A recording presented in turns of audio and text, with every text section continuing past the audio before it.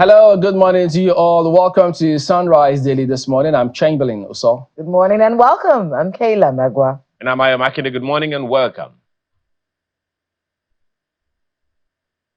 Okay, guys, go ahead. Just go ahead and take it all away because I don't know what to say this morning because when you just try to gather some information, sometimes you could just see NAS to spend 11.65 billion on new office complex, NAS renovation to be completed, NAS to cost 30.2 billion. So I don't want to go that route this morning. So you're leaving it to me. Do the honors. Okay, I'll bring in that balance. So our skyline this morning is the National Assembly Complex right here in Abuja. Built in 1999, 7 billion. Yes, it cost 7 billion. This complex houses both the Senate chambers and the House of Reps. And it has a massive area, 40,000 square meters, just the floor space. There have been renovations over the years. We just saw the Senate chambers renovated. It's constantly being renovated. But it's a very expensive place. It's known as the People's House. This is where our representatives, I'm doing my best here. This is where our representatives show discuss the things that affect the Nigerian people. Is it the people that the constitution is talking about? Let me finish. But you know what lawyers say about we the people? They say no, it's not we the people. Who wrote it? But very important house. A very important house. It's come up in conversation recently, of course. Everyone talking about what the people in this house are earning. And then, of course, many people say, look, we need to change the way things are done in this house. It should be temporary work. Make it one chamber. Or doing it by camera, yeah. Make it one, make it a unicameral legislature. And then, make it temporary work so we can actually see if things get done. But that conversation is ongoing. No word on how that's going to work out. But it's a very important house right there. And of course, has a lot of interesting things. There's central air conditioning in this place. Everywhere, yes. CCTV cameras everywhere. This building style is known as neoclassicism. That was the idea when they built it. But it's a house of hope. It's a house where our voices are being heard, should be heard. House of hope? Yes, the house of hope for the Nigerian people. This is where this is Nigerian. This is our house, Chamberlain. You mean is it the kind of hope of the renewed hope? No, I don't know if it's the renewed hope, but it's the house of hope. It's the house where the Nigerian people have their representatives who are supposed to speak truth to power and say what the Nigerian people need. This is where it all happens. But some very famous things have happened in this chamber over the years. Ayo. Like what? Off your mic. That was famous. Well, off your mic happened here, yes. You said so yourself. Several people have fainted in this. I'm sorry, it just came to my mind. So I didn't think about it. It just happened. So. Well, some other things. I mean, you guys will remember that there was a lot of drama in the first tenure of the first government in this republic, this fourth republic. The first 4 years was very dramatic. I think the first 8 years was very, very dramatic. A lot of chair throwing and all of those things. But as you said, those things, this assembly, this building, this complex was not built for such. It was for Jojo, was to Jojo and not to war. Sometimes these things happen, but just so you know, this is the National Assembly. But Kela, when you say it's a house, is it the nation's house? Is it the Nation's Assembly or the National Assembly? I'm just maybe it's just the people's. It is the people's house. Well, this is our house. But then, as the Nigerian people. That's not everyone the way there. That's not the way it's written in the Constitution. Everyone there was elected by us. We put those people there to represent our interests. You are our correct. House. This is where our workers go to work for us. We understand. Through our elections, yes. But then do not also forget that sometimes some of these people have said, the people of Nigeria have said that some of them were elected by the courts.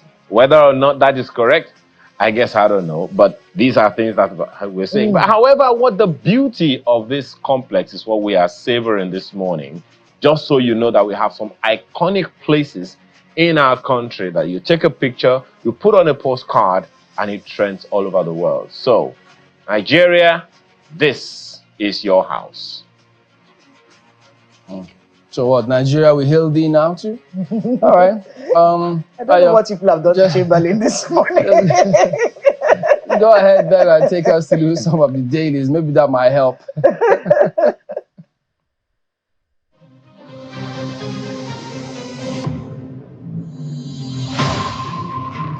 The arrest of the president of the NLC, Joe Ajero, is in the news this morning. And look at the front page of the Nigerian News Direct. Strike protests loom as NLC locks horns with DSS over Ajero's arrest. Issues red alert. That story has details on the inside pages.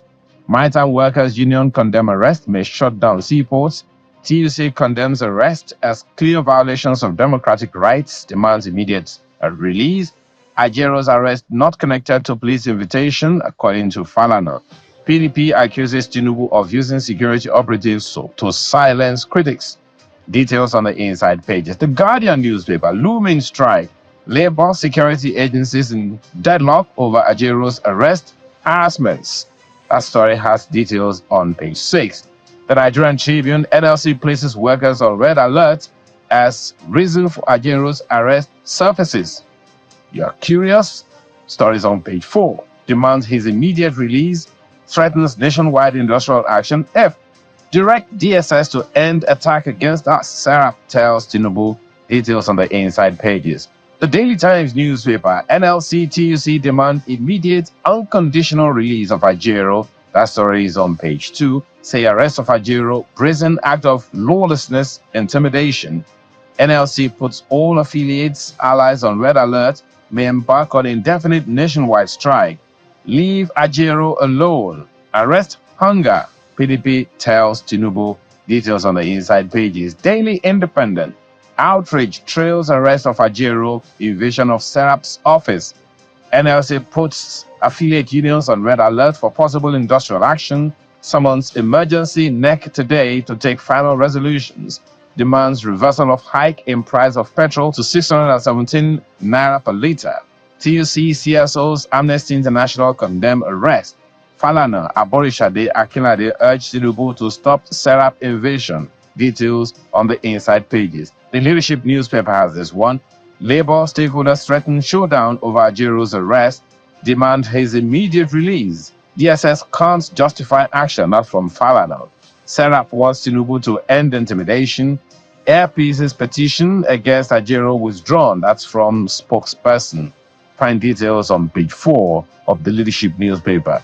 Daily Trust. DSS releases Ajero minutes to NLC's deadline. Operatives go after Serap directors, raid Abuja office. TUC, Amnesty International, Falana and others condemn act. Secret police mum. Details you'll find on the inside pages. Vanguard newspaper, Ajero released as outrage trails arrest. And look at the riders. NLC holds emergency NEC today. TUC, PDP, Amnesty International, UAFCS, Hurewa, NWUN, NUEE, others kick. We've withdrawn our 2023 petition against NLC president. That's from Airpeace Airline. DSS action not connected to police invitation. That's from Falana. NLC. Labor leaders arrest attempts to cause anarchy. That's from UAFCS. Arrest poverty, hunger, not innocent Nigerians. That's PDP to Tinubu. Direct DSS to end attack against us. Serap tells president. Details on the inside pages of the paper this morning. The Business Day newspaper has a different story. Nigerians bear brunt of FG's petrol subsidy politics. What does that mean? Get the details on the inside pages of Business Day newspaper today. And these are some of the papers we have for you this morning.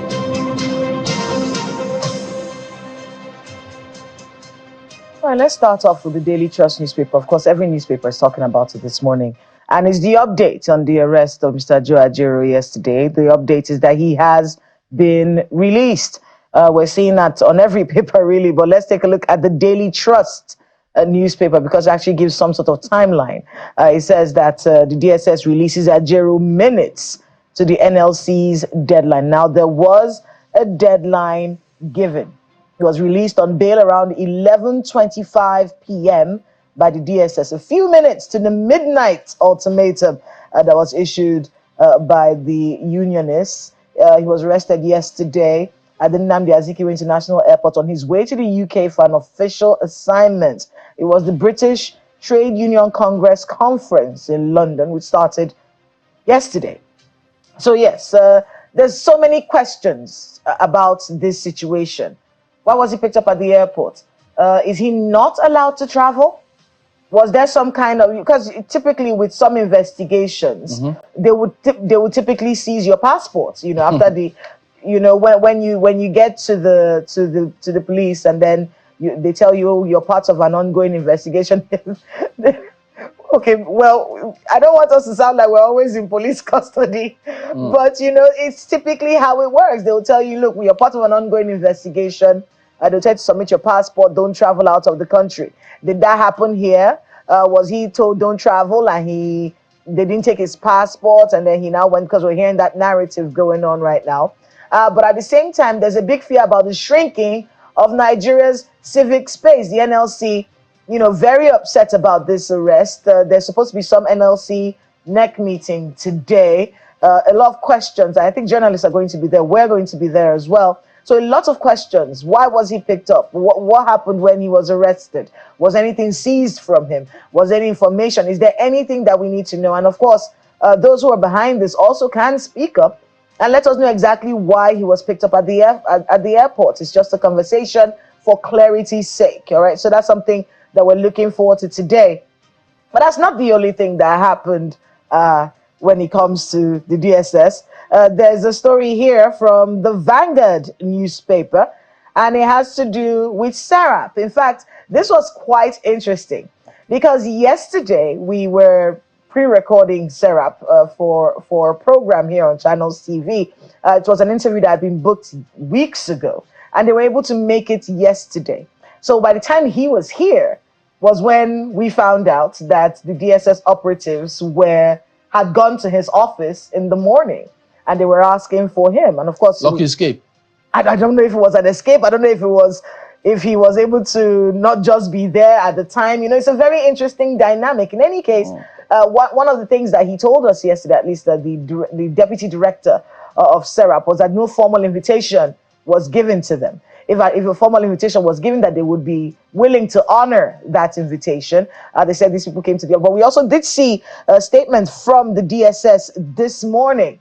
And of course, they're saying that the narrative is a bit misleading. This was a routine visit, they said, and not a raid. I think that's where the issue is. They say this is not a raid on SERAP, but he did tell us yesterday as the deputy director of SERAP that the staff looked outside and they saw two trucks, two vans or two Hiluxes, with DSS operatives. So of course, people would be worried. And you see, this actually pulls us to the conversation about the shrinking of Nigeria's civic space. That is where the issue is. The trust deficit in government. The government should, police, DSS, they should be able to come over to you and say, look, we need to have a conversation with you. And you would know that your rights are protected. These are people who are supposed to help you feel safer. You would go there if you're innocent, be a part of the investigation and keep it moving. But for many Nigerians, we're not there. You know that you can disappear.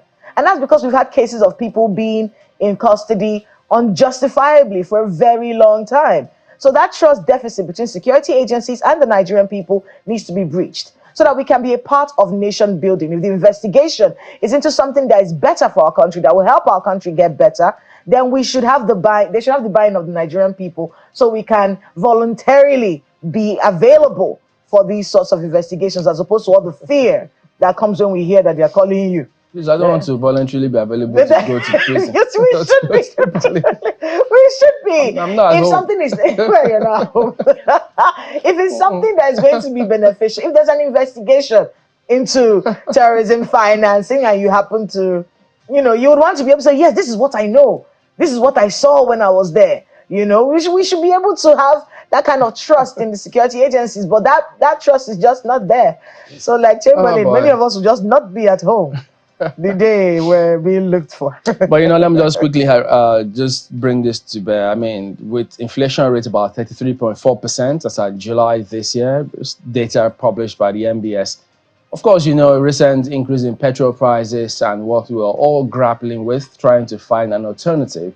You would expect that at least agencies will be prudent, at least ensure that there's a lot of sense of responsibility also being seen to be so by a lot of people, watchers, people who are looking to see. But what I see on the front page of The Guardian this morning, just tucked in beneath that headline, raises huge concern. Well, it's not that many people will be surprised, but again, if this continues to be the case, you will only keep wondering and keep losing a lot of confidence on the part of the people. Now, beneath that lead story and those pictures there, just there, you'll see Reps Committee accuses BPE of wasting 10 billion naira registering 2 failed companies. Can you beat that? The committee chaired by Honorable Bamidele Salam, who is the chairman committee, taking a look at that investigation. Well, here you see he's asking, how is it that they spent 10 billion naira to register 2 companies for Nigeria Postal Service, only for the companies to, wait for it, fold up a year after takeoff? Now, these 2 companies, NIPOST Transport and Logistics, as well as NIPOST Property, reportedly took off in May 2023 and folded up through a presidential directive in May 2024. What's going on here, guys? What is going on? And if you look at it, they spent about 424 million naira for accommodation. Look, sometimes you just can't understand how these things keep happening, and it appears as though it might be business as usual. So with all the squeeze that we all seem to be feeling, it appears as though some people don't just seem to care about all of this. But we'll keep tabs on this matter and see what happens to this. But again, if it's coming from National Assembly, the default mode or mindset is that people will say, look, you think anything will come out of this? Let's prove us wrong and see. Well, that's a very, very difficult pill to swallow, Chamberlain, because right under that same story that you took is food prices spike amid government delay of VAT hike. And we're wondering, okay, so if the House of Representatives is able to identify that one, so how about efforts being made to reduce the cost of food so that Nigerians can at least live with something? But Chamberlain, I'm going to stay on the front page of the Guardian newspaper this morning and just ask the question, what is the value of the Nigerian human life?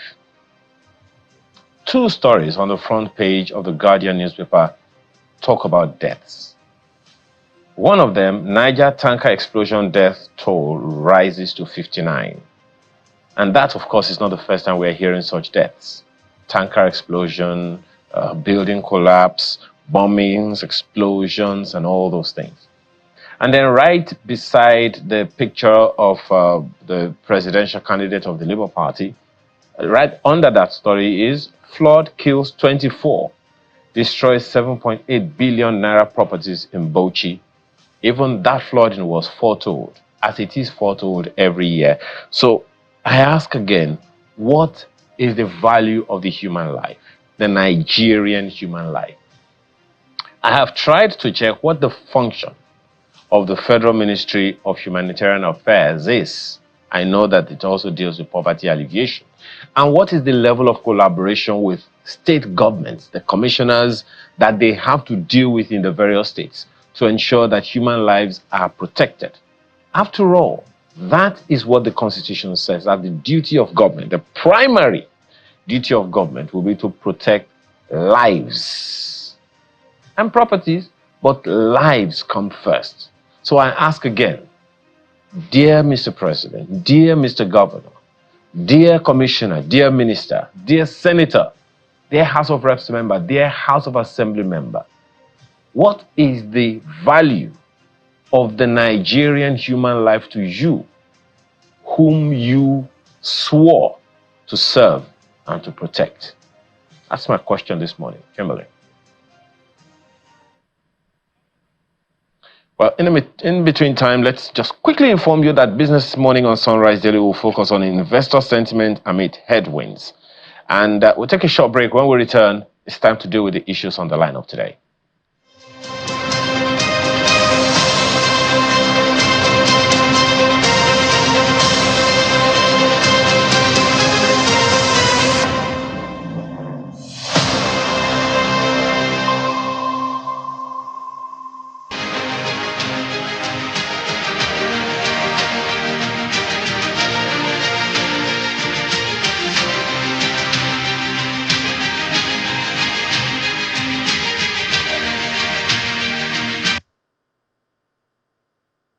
Government initiative on CNG is the best idea for transportation in this country, because CNG, a lot of benefit on CNG, using CNG to use CNG, because that benefit is what I see before I started the factory to produce vehicle on CNG, because I have started producing the CNG before the announcement.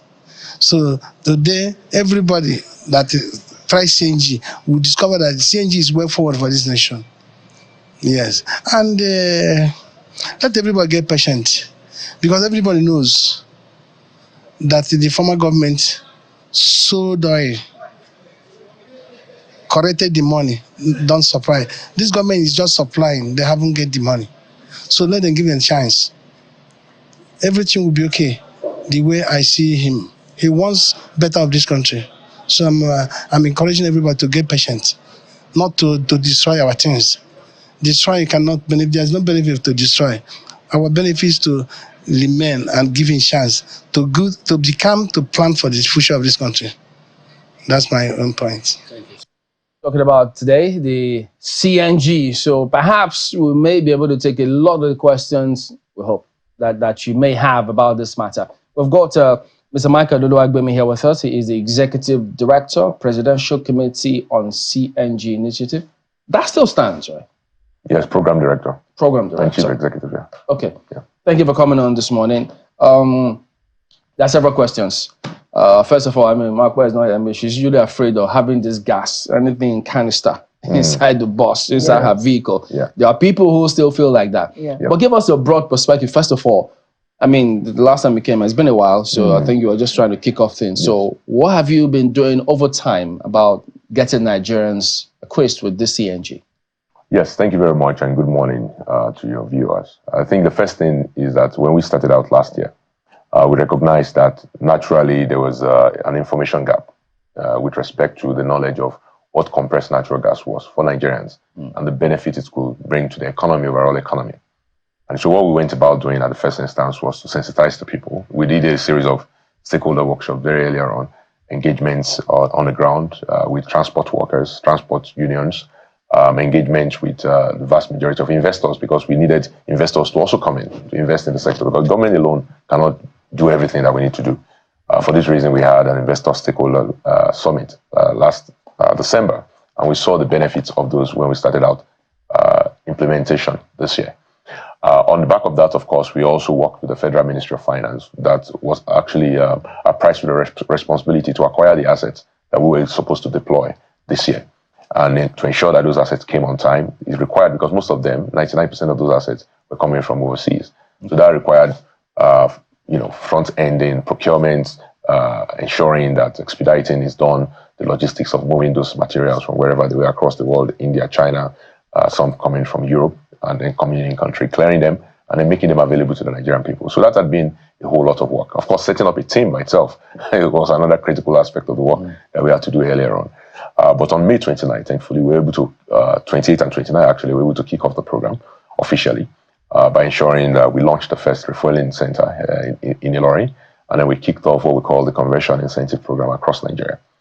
Prior to that, we had been encouraging the private sector to invest specifically in conversion workshops, because we recognize that if we wanted to move Nigerians quickly to CNG, it requires us to convert the existing cars that are running on PMS, over 10 million of them in Nigeria today, to convert as much and as many of them as possible to run on both PMS and CNG side by side.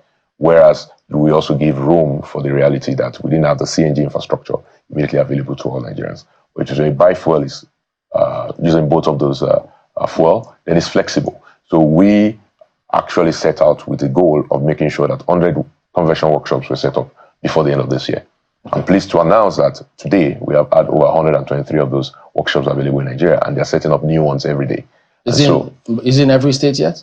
It's probably in most states. I wouldn't say every state. At least the last we checked, at least 26 or 27 states have at least one conversion workshop. But we need 1,000 of them. So by us having 123, we're just scratching. Yes, we're just scratching the surface, and we're encouraging more people to do so. So the work has been intense, making sure also that as we kicked off the conversion incentive program to make conversion kits available to commercial vehicles first for free, and also to ride share. We'll still come to that. Discount was key. To public transport first, but I know I suspect one of the key questions that people would ask about CNG when they hear this. Okay, what does it take? How much is it going to cost me to do this? And that's a lot. Because, I mean, depending on your type of car, the size of the cylinder you want, and the kit you acquire, I think they say it ranges from between 700,000 naira to 1.8 million. I don't know if that's changed. It's about true. And that's is a result of course, the FX as well, since we import this thing. So a lot of the programs we are doing also forward leaning is to see how we can bring some of these production domestically.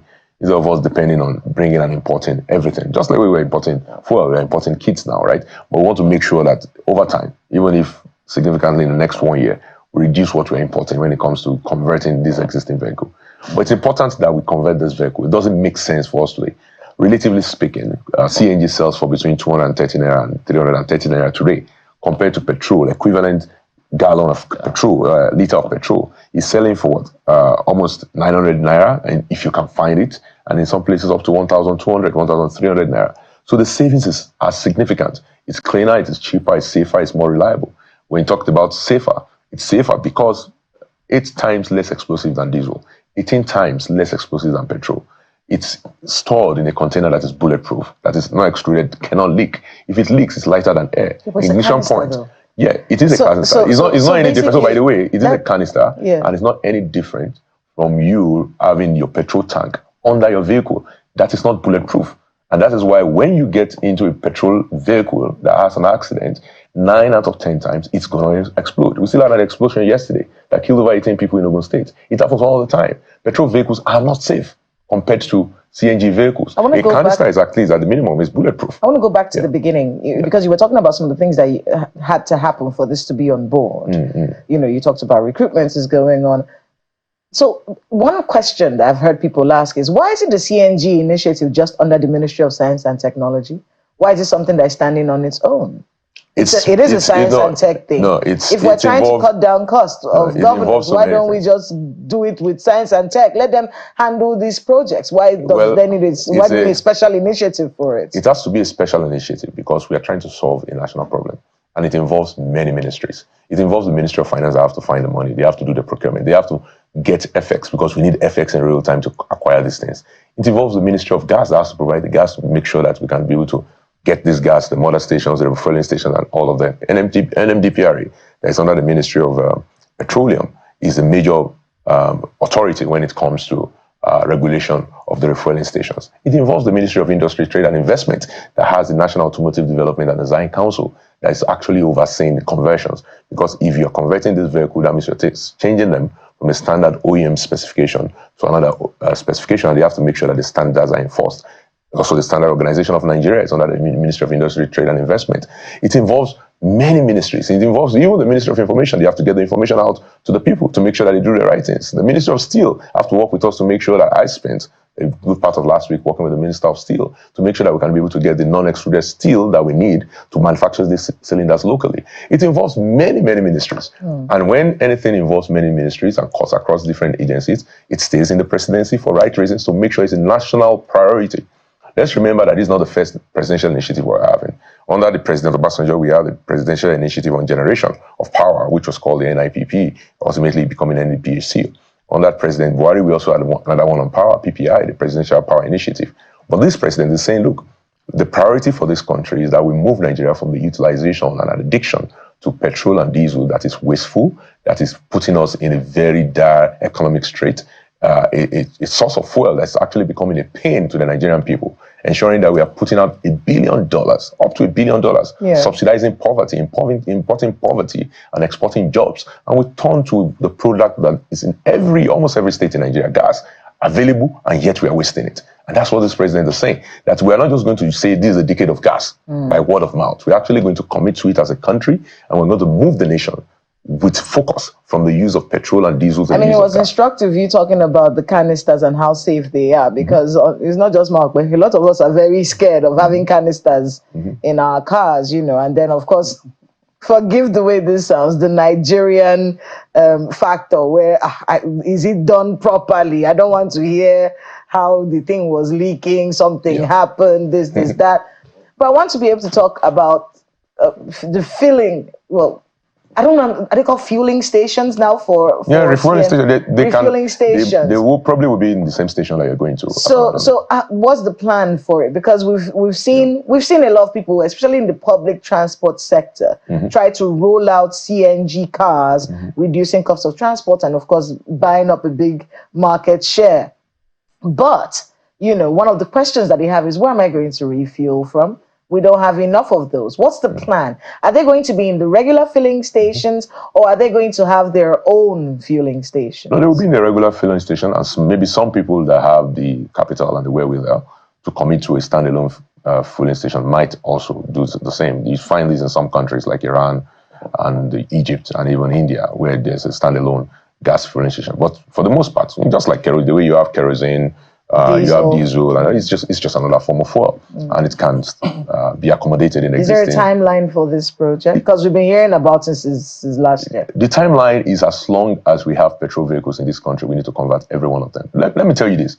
This is fundamental to the existence of Nigeria. People don't realize how bad it had gotten. In this country, maybe let me just take your your viewers back a little bit. As at this time last year, we're spending 97% of our revenue to pay debt. And those debt, 90% of that debt was generated by fuel subsidy. You cannot sustain it.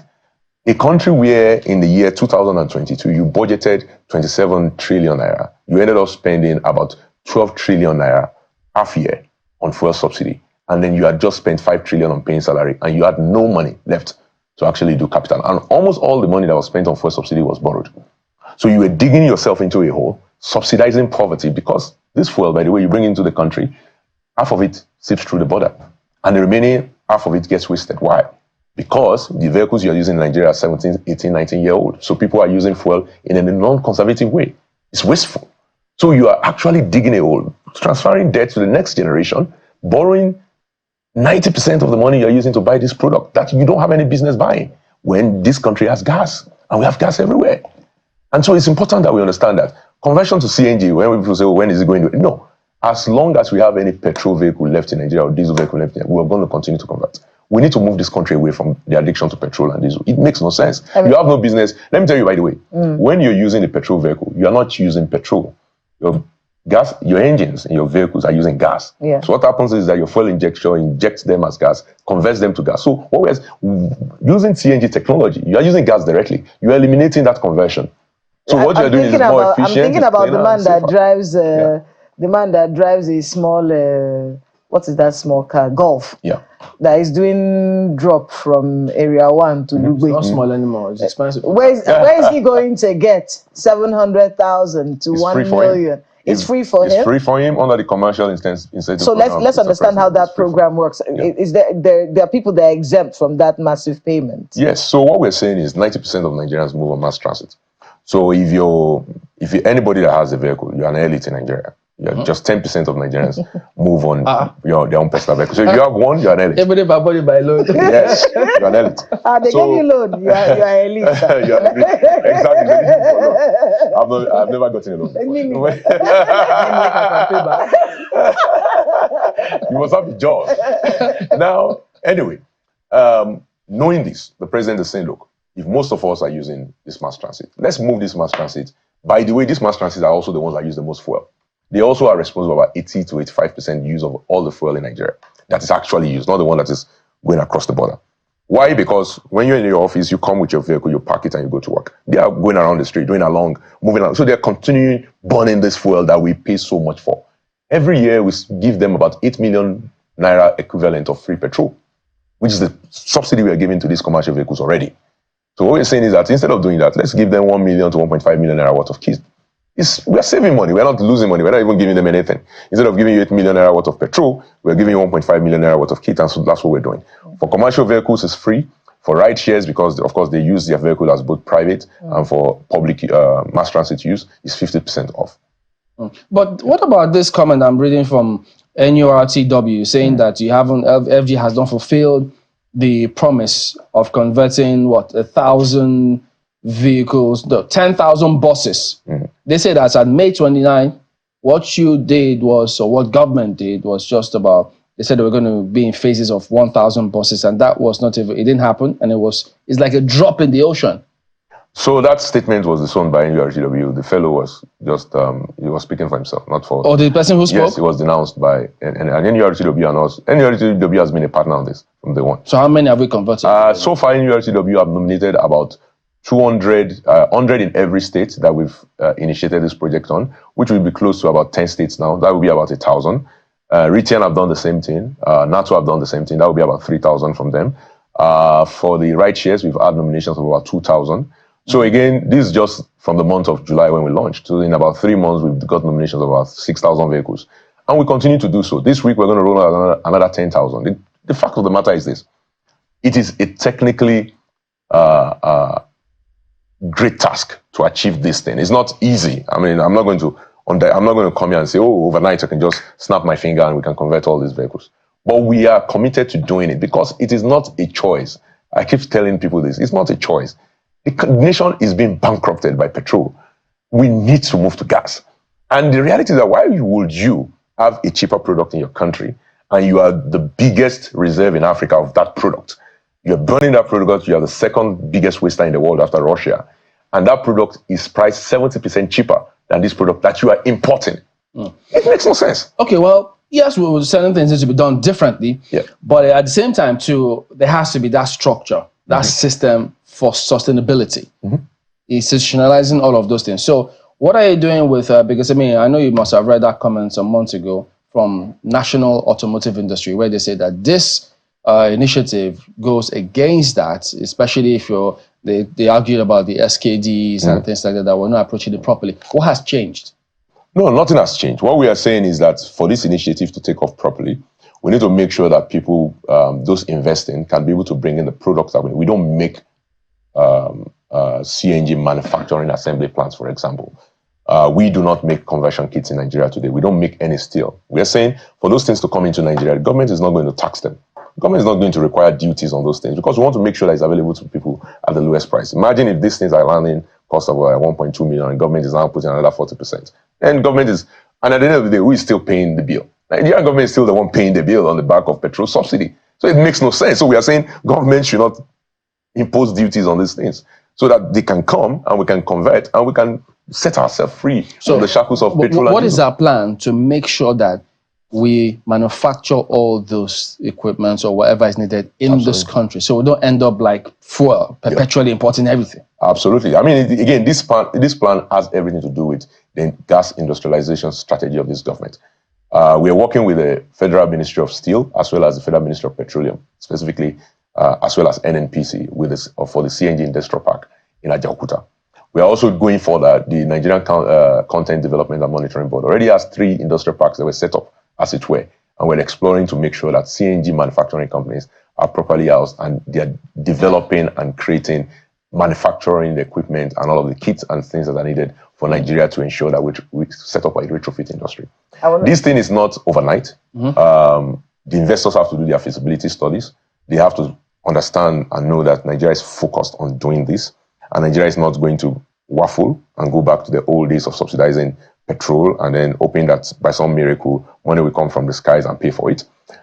They have to see that government is committed to the cost of gas transition. And once we consistently show that, investors will invest. And they're already investing. In the last 8 months, we've tracked over $75 million worth of investment in the sector.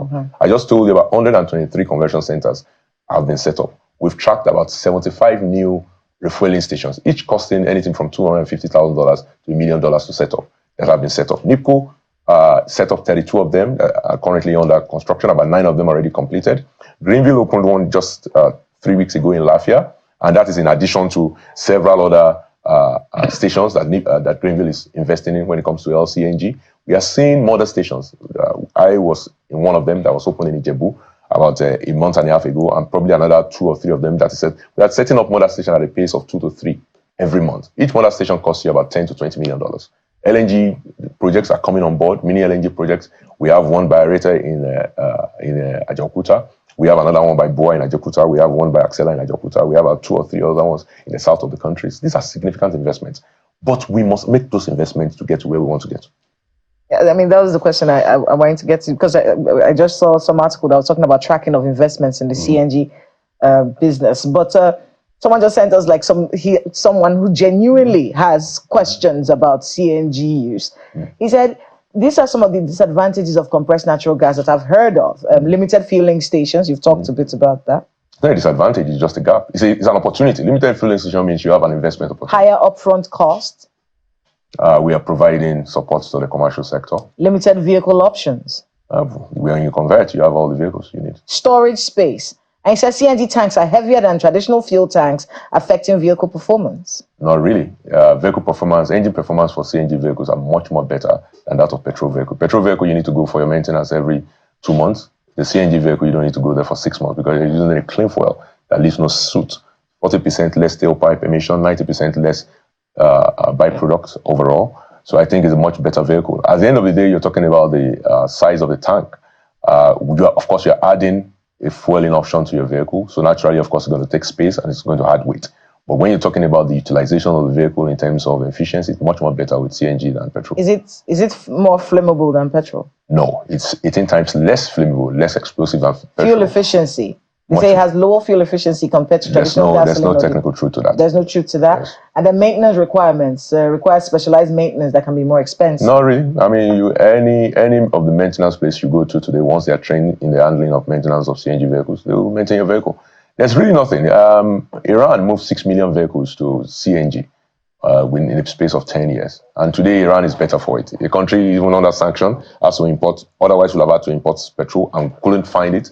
It's thriving despite they have all the sanctions because they moved their country to CNG. India has, in India, you cannot bring in any truck, any tanker, or any industrial or mass transit vehicle if it's not operating on CNG. It's banned. It was banned because petrol and diesel had polluted the air completely, that even the Supreme Court judges could not stand Indians suffering from bronchitis as a result of petrol and diesel. So if India has done it, China has done it, Iran has done it, why can't Nigeria do it? We have the gas. We sell the gas, by the way, to India. India buys the gas from us, and then we turn around and buy petrol from them. How does that make any sense? I think the only thing some people cannot stand is 1.8 million to take to convert it. So yeah, well, for the good news is that 90% of you will be able to enjoy the free conversion of mass transit. I want that address. I know the last one you did was in Lagos, so let's bring in he's in Lagos now. Go ahead, please. Yes. Well, Mr. Oluwagemi, clearly you have segregated some of us, those of us in Lagos and those of them in Abuja that can afford it, they know themselves, so they'll be able to speak to that eventually. But, I just want to ask you a question along the line of sustainability that Chimelin asked earlier. How old is this initiative? The last I checked, it was an initiative that was muted by the Yar'Adua government in 2007, and it seemed to die down until about 2020, 2021, when the Buhari government started the conversation again. How far back does it go? And why has it taken us so long to get to this momentum? Yeah, thank you very much. And I can assure you that I think Lagosians are rich enough. Coming from a state that is probably the 5th richest country if it were an African country by itself. That said, this initiative by itself, that's a presidential CNG initiative, as you know, was announced by Mr. President in October of last year. We started working almost immediately, and we've been working since then. But when you're talking about the idea that Nigerians should move to the use of CNG, it's been around. In fact, the first test, I think, was done in around 1989, 1990 by the Nigerian Gas Company then in Warri as a pilot within NNPC. And then, of course, there was something else in 2007 and in 2017. And of course, under COVID-19 ESC, there was also an attempt to convert. But this is the first time that the president and the nation has been focused on it as a way to get Nigeria off our addiction to petrol and diesel that is destroying this economy and keeping us addicted to debt that probably will bankrupt us if we don't run away from it. Well, whether or not it will be allowed by, should I say, the powers that be, to see the light of day, I think that's another thing altogether. Because we understand from available information that there were some moves, I think by one government agency, I'm not sure which right now, that said that they were to mobilize. Yes, it was something by one of your people in the Presidential Compressed Natural Gas Initiative, Mr. Uru, who says that the 36 states, all 36 states will be mobilized and sensitized on the conversion of vehicles from using petrol to using CNG. How far with that? Because you being a federal agency or even a federal initiative might take a while. But if it is possible to engage all 36 state governors, 36 state governments, it might even be easier and faster. How are the states themselves embracing this initiative? Yes, we are working with our states. I would say that you have to understand that when we started out this initiative, just 7 states in Nigeria have any toga of CNG in terms of CNG for vehicles. Maybe 16 when you include places where you have gas or natural gas processing, but they don't have CNG dispensing. But today we've been able to expand that footprint from our 7 states to almost 24 of our Nigerian states have some kind of CNG project ongoing as we speak. And we're engaged with we've had various engagements with the commissioners of transportation or commissioners of infrastructure or energy, as the case may be, all through the year, and we'll continue to do so. Just 2 weeks ago, we were at the Nigerian Institute of Transport Technology, where we had a sit-down and a workshop with the commissioners of transportation and CEOs of mass transit agencies from the state. And states are keen in. As you know, Borno State, for example, had invested in some CNG taxis and CNG buses. The same thing, Ogun State have done the same thing. Niger State acquired about 200 of them around May 29. Ilorin in Kwara State, they are also investing significantly in CNG. Here in FCT, the FCDA themselves are investing. They rolled out some CNG buses and additional ones are also on the way. So I think by and large, states are beginning to recognize, Akwa Ibom, Delta, Abia, these states are beginning to recognize that this is the only freebie. Oyo State the other day, we launched about 20 buses last week in Oyo State with the Pacesetter Transport Services. They're going to be rolling this out for both intra and interstate travel at much lower cost than the current fare on diesel and petrol vehicles. At the end of the day, it's about how do we ensure the lives of our people are better? And we are going to use the product that is made in Nigeria, utilized that Nigerians can make available at the cheapest cost and the cheaper cost than petrol and diesel. And that's what it is about. And our states are keen, but they can do more. I think policies by states have to be looked at because states ultimately are the ones that are in charge of transportation at the most local level, at the grassroots level. States have to look at policy of energy transition. How do they ensure, for example, that new vehicles that are registering on the mass transit system are required to run on bi-fuel CNG at the minimum?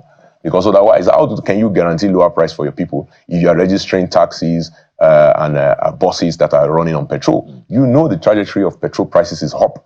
We already know this. The prices of petrol going forward is going to be up. Yeah, my apologies, Mr.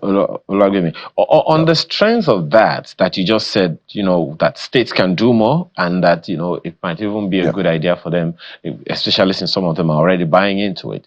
In terms of doing more, what is your take on the states themselves investing in these conversion systems in their states? It's a long-term project, so the rewards, the benefits to the state governments might not be immediate. And there are those who would say, politically speaking, it might not be something that they want to invest in because they may not be able to get immediate returns or perhaps even score any political points from there. But how do you see that playing out? Do you see a situation or an engagement or interface where the state governments can actually think longer, beyond their terms, on behalf of their people and invest in these systems that, as you say, are very, very expensive with long-term ROI? Yes, it makes sense. Look, I don't even think the ROI is much of a long term. If you buy a CNG kit today, in 6 to 7 months, you will have broken even. And anything after that is profit. So if there's any state today in Nigeria that is still buying petrol vehicles, they are bankrupting their state. If there's any state government that is still registering taxis or registering IS buses or any kind of public transport system that is running on petrol, they are bankrupting their state. If you use CNG, at least biofuel CNG buses, you can reduce the price of transportation in your state and improve the standard of living of your people. Because your people are going to be paying lower prices, and in the long run, they'll be using that money to do something else, investing in the state and making the state better. So the economic benefit of moving to gas is obvious. The cost of doing so upfront is high. We need states to invest. We need private sector to invest side by side the federal government of Nigeria. The good thing is that our states are benefiting from higher FAC as a result of the reduction of fuel subsidies. I think it's time for them to take that money and invest it in making sure their state has natural gas, be it use of ensuring that they're investing in conversion, be it that they're investing in the buses themselves, be it that they're investing in refueling station, be it they're even investing in model stations to make sure that gas is available for their state. And the use of this gas is beyond transportation. The gas can be used for power. The gas can be used for industries. So at the end of the day, it's a net benefit for us if Nigeria begin to use the gas God has given us to grow this country instead of depending on a product that is unclean, that is truly, truly dirty, and is about to bankrupt the country economically. Allow me to stay with the states, and I hope I'm loved for this and not hated. On the average, like how much do you think a state government would spend to invest in the CNG infrastructure, not the ones that dissipate to the various other parts of the state? On the average, how much do you think a state would require to invest in that infrastructure, or anyone to invest in that infrastructure, be it, as you said, short-term or long-term? Any state that is putting in an average of 5 to 10 billion naira in a year, we see the result very quickly. Because, I mean, if you think about it. If you're using CNG, a conversion kit, let's take that as an example. If you're converting your entire state fleet, the vehicles of the state government, you are saving about 70% on fuel. That means that 70% that you're currently spending on petrol or diesel for the vehicles of the state now. I'm not even talking about mass transit. I'm talking about those vehicles that the governors are using, the vehicles that the commissioners are using, the vehicles that the ministries are using, is reduced. That means you're not spending that money no longer on petrol. You can use that money to go and build roads. You can use that money to buy drugs for your hospitals. Then take it further. Convert your mass transit system in the state, your taxis, your buses, all of that stuff. You're saving the state money in the long run, and the state is better for it. You're creating jobs. Technicians will have jobs. Those people who are doing the conversions are going to have jobs. Those who are refueling are going to get jobs. At the end of the day, this is a win-win for Nigeria. And I think for states who are collecting more FAC, and this is a fact, we know that states are collecting more FAC. That's money, that extra money, should be plowed into moving their states to a gas economy. That is what I think. And you don't think that the people living in their states as well can benefit from this intervention, this initiative? They will. I mean, like I said, jobs will be created, first and foremost. Now I'm talking about the vehicles. I'm talking about the vehicles of private people in those states also. Do you see that also happening? Absolutely. Even on our own end, we're already in discussions with various financial institutions, including the Credit Core Initiative of Mr. President, to begin to design programs that can allow folks, especially people that have cars, generally most of them have jobs, to be able to access credit to be able to get these conversions done. That discussion is already in advanced stages. At the right time, it will be announced. And then we will see a multitude of people like you and I who actually have vehicles be able to convert our vehicles. Because to me, it's not just the right thing to do. It's a patriotic thing to do. We don't want to bankrupt the country. Each time we are buying petrol and diesel, we are pushing our country into a financial hole. We must all understand this. This product is unpatriotic. The patriotic product is gas. That's it. We've seen a question that we're hoping will not come. The person said, we can't do anything about it. Right. He said it took his driver to his mechanic to a CNG shop in Otako. In Otako, yes. And to acquire the skill. And he said he's surprised they had to pay 250,000 naira. Is that what's required? I would think education is expensive. Try ignorance. Okay, so people should know that. So for people to understand, there's a place where you can learn CNG conversion. No, just like education, just like going to school. So that bill, that 250,000 naira was legit for them to. It's for them. So again, mechanics go to school, technicians go to school, engineers go to school. That same technician that to cost him 250,000 naira to acquire these skills, will probably make that 250,000 naira fixing just 2 vehicles. and every vehicle we fix after that 250,000 naira is profit.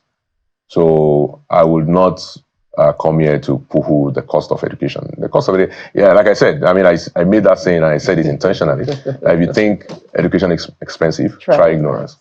I was going to ask questions about, he said it was free. I was like, I saw that. Wait. But beyond this, I have to say that even as a government, we are collaborating with different institutions to provide this technical education. Nigerian Institute of Transport Technology, for example, we're collaborating with them. We're collaborating even with the NADC, Nigerian Automotive Design and Development Council. They actually have training that will be going on in Ekiti next week. And we are providing them kits to be able to use to train these students. Some of these national institutions are doing it at much more cheaper cost. Okay. But the truth is that we need more technicians. We need 25,000 technicians to get this going. Okay. So I can imagine that the government institutions, maybe they can train, 2, 3, 4, 5,000. Private people will probably train most of them and they'll pay for it. But the truth is that for an average person that would get this training, even at this cost, after 2 to 3 vehicles, they make the money back. All right, we need to go. Where's your next stop now? Our next stop this week, I have a full schedule. We are expecting to activate Edo and Delta State this week. We also looking, knock on wood, that we can extend our reach to Kwara as well. Okay. In the FCT, we might be handing over some buses, if not this week, early next week. Again, the pace of this is intense. Last week we did our 3 states. This week we're going to cover at least 3 to 4 states. At least Lagos, don't ask for any more. You've had some already. So business people, hold on a bit. Go to the places that you've already launched. But there are several questions. So if you got more questions, just send them. We'll forward them and get your response as much as we can. Mr. Michael Oluwagbemi is the Program Director and Chief Executive Officer of Presidential Committee on CNG Initiative. So we'll find out how we can get it from scratch and see how easy or challenging it is. Thank you for coming on. It's a pleasure. All the best to you. Thanks for your viewers. Business Morning comes up now.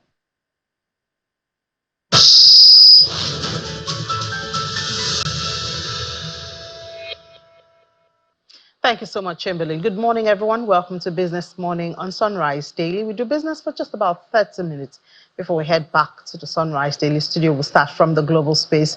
As usual, oil prices edged down on Tuesday as weak Chinese demand offset supply disruptions from tropical storm Francine, and as global oil oversupply risks continue to weigh on the market. We see 4 cents shed off the Brent futures. That's 0.06% this morning at $72.80 a barrel, while for WTI, it's 0.15% shed off that, $68.60 a barrel. And yes, the storm is brewing. Both benchmarks gained around 1% towards the end of Monday's settlement. The U.S. Coast Guard had ordered the closure of all operations at the Brownsville and other small Texas ports. That was later yesterday, Monday, as tropical storm Francine barreled across the Gulf. The port of Corpus Christi remain open, but with restrictions. However, signs of weakening global demand and expectations of existing oil oversupply continues to weigh on the markets. China data was out on Monday. That's the inflation, consumer inflation data, and it accelerated in August, fastest pace in half a year. But domestic demand remains fragile and producer price deflation has worsened. Let's take a look at the Naira. Yesterday, there was an intervention from the Central Bank of Nigeria into the market. And so we see there that inverse relationship at times like this. We see NAFEM opened at 1,593 naira 32 kobo, but gained 1,518 naira 46 kobo. That's for NAFEM. For NAFEX, it's on the flip side, lost about 3 naira, 1,619 naira 95 kobo. That's what it opened at, but closed at 1,622 naira 96 kobo. This, we know, captures the reality at this time, and it's a good thing that there was a gain at the close of trade. It gained about 12 naira on NAFEM, that's 0.81%. But I mean, I guess it was because of the intervention of the central bank, and there's anticipation that there'll be even more central bank intervention. We know that as at Friday, there was that circular for the BDCs to also get about $20,000 each for all eligible BDCs from the central bank. So a lot of intervention coming from the central bank at this time. Now, we know that President Bola Tinubu has just concluded a visit to China, where he met there, and then we saw a whole lot of MOUs signed, waiting for, the implementation of those MOUs. I think would be a good way to capture it. But back here in Lagos, the consulate China, of the People's Republic of China, also thought it wise to meet with the private sector and see how they can build on some of those agreements. That meeting held in Lagos.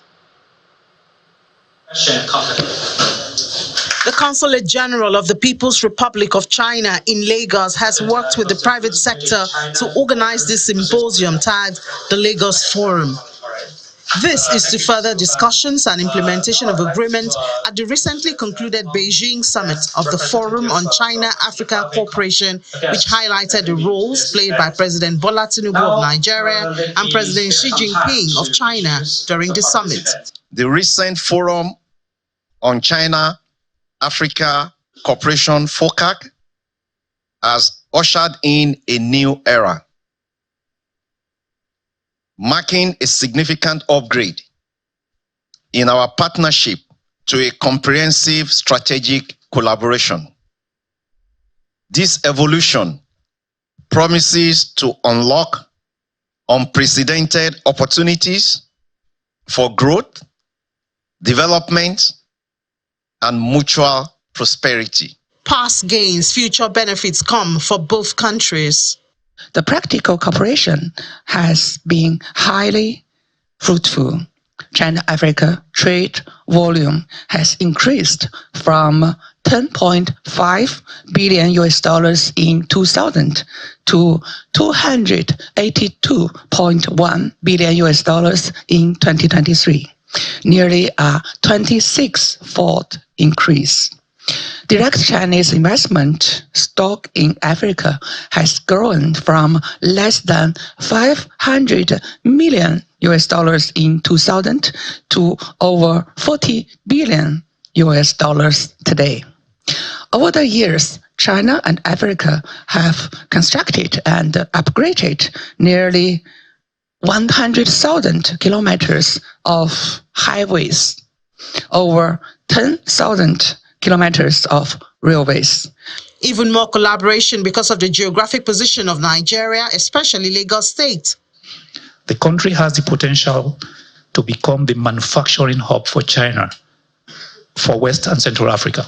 We believe we have the geographical location in West and Central Africa and the facilities, some of which was also built by the Chinese, the Lekki Deep Sea Port, and all the other facilities that makes Nigeria the ideal location for manufacturing and logistics hub for Chinese businesses in West and Central Africa. A lot of multinationals already has Lagos in particular as their base for West and Central Africa.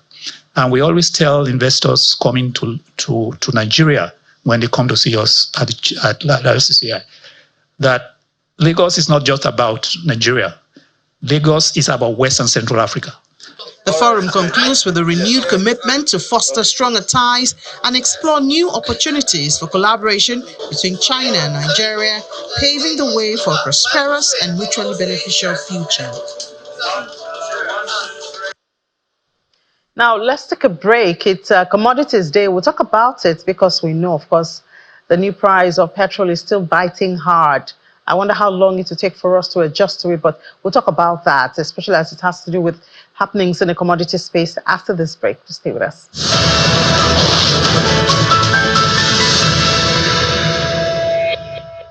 Welcome back to watching Business Morning on Sunrise Daily. We're discussing commodity now, and we know that, of course, the cost of energy feeds into every commodity. Let's have this conversation with Victoria Momo.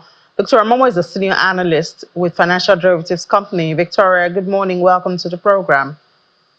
Good morning, Ini. Thank you for having me. Great. So would you say that this new price of petrol, has it been captured into the price of commodities, especially food commodities? Has it been captured at this time? Yes. So, energy prices actually play a significant role in driving inflation in Nigeria, right? And this is because it has spillover effect on transportation costs, logistic costs, and to a large extent, prices of food commodities. So basically, we've seen a 50% increase in the price of petrol. And that, of course, is expected to weigh on consumer disposable income, because that means more spending on energy. And to a large extent, we've also seen like some prices actually, responding to the increase in energy costs. And from what we have here, we've seen the price of peppers actually increasing, onion prices actually increasing. On one hand, we have, the harvest season and the fear of imported substitutes coming into Nigeria actually, pushing some commodities, lower, like making some commodities actually decline. But on the other hand, we have, the impact of energy costs on these commodities, and we are beginning to see those commodity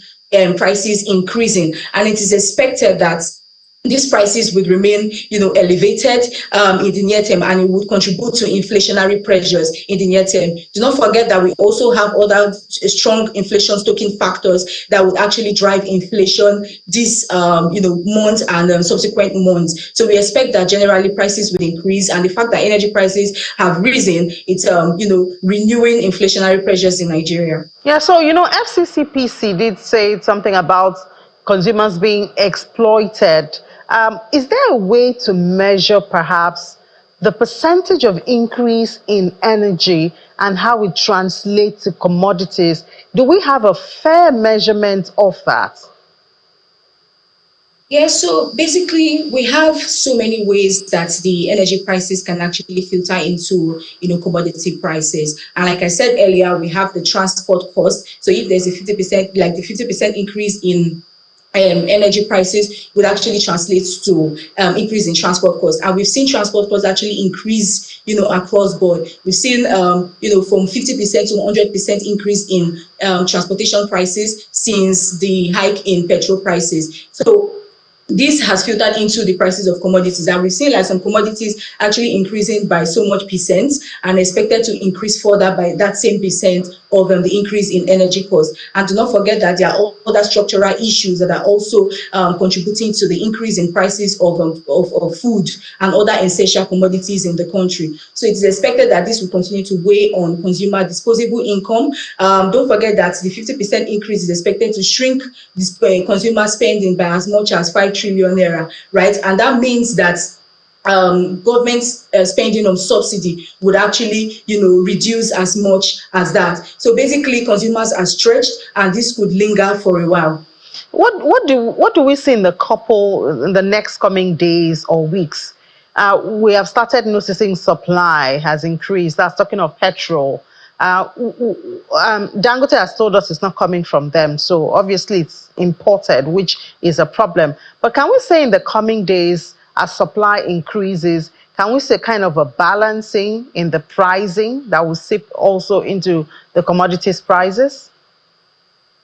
So basically, there are three things involved. There is the supply side, there is demand, and there is also pricing. So whenever these three are in equilibrium, it means that everything is going well. But in this case, in the case of petrol, we are seeing that everything is in disequilibrium. We have supply on one hand, we have demand, stable on the other hand, and then we have the pricing that has just been recently increased. So there's like some sort of disequilibrium, and that has also, contributed to the fuel scarcity that we've seen in the recent times. So basically, we have NNPC that is the sole importer of petrol into the country, and the NNPC is not, as said, that it's not really sustainable to sell this petrol at a price that is below the marginal cost, although that is currently what is happening. And then we've seen that there's some element of subsidy involved of that particular, because the actual price of petrol is supposed to be like around 1,000, above 1,000 naira. And then we've seen that the Dangote refinery has come into play, but there is some sort of restraint from the Dangote refinery in supplying this PMS into the market,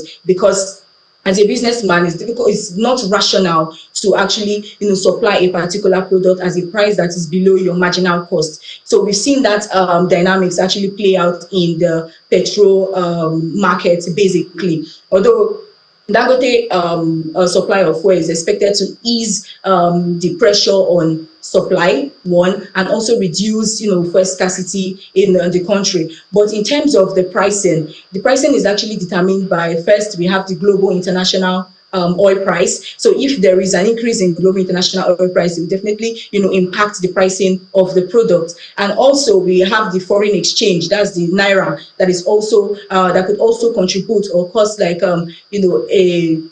a change in the pricing of the commodity. So basically, we expect that NNPC and Dangote will come to an agreement regarding the pricing of the product. And the quality of the product is guaranteed, supply is also guaranteed, but pricing is very, very important. So we expect an agreement to come from both the Dangote Refinery and NNPC on the pricing and who would bear the burden of the subsidy. Yeah, certainly we do wait for that agreement to be for the good of the country and businesses. Thank you so much, Victoria Momo, Senior Analyst with Financial Derivatives Company. Thank you for having me. Let's take a breather. We'll be back.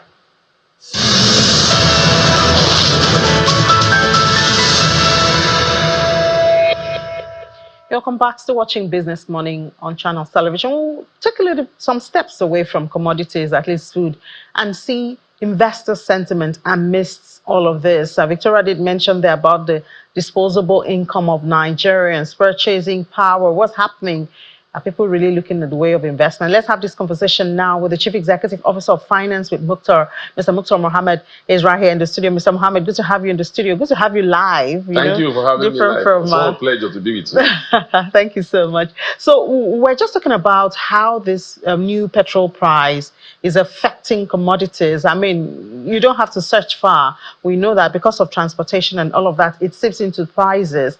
But talking about disposable fund, which is what is used for investment mostly. People will eat first and travel before they think of investment. So I wonder is it in the early days, have we seen the impact of this new price on investment and investor sentiment? Well, we've been seeing the impact in the equity market for a while now. Retail investors are practically not there any longer because the high net investors are still there, but institutional investors are still there, but the retail investors seems to be losing out.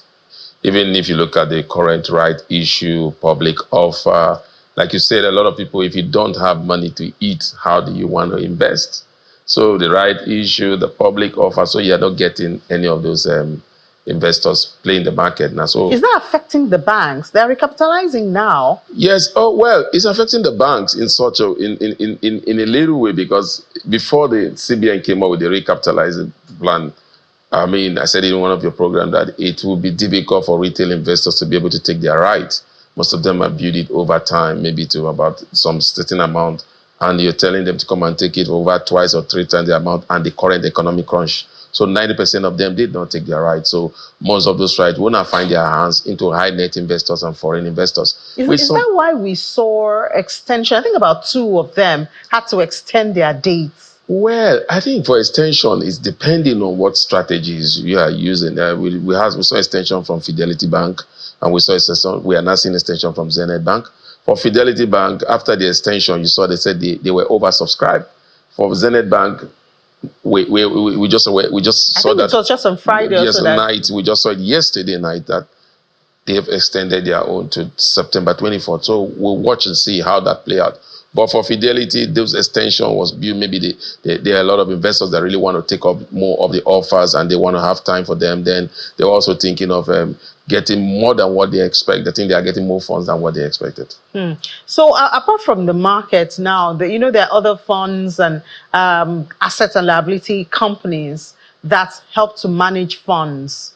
I think they call it consolidated funds and all of that. I wonder how investors are looking to them. Are they making it at this time? Well, investors are not really looking at them because, again, it's crunch time for everybody. So you tend to look at what are your strategy, or who are your investors, what are you trying to do, what type of investment are you trying to do now. So as it stands now, I think it's really, really not a good time for most consolidated firms, investing firms, stockbroking firms. So a lot of challenges. Some of them are going back into their liquidity to be able to even throw the market. And again, we don't have big players coming to the market. Foreign investors are not there.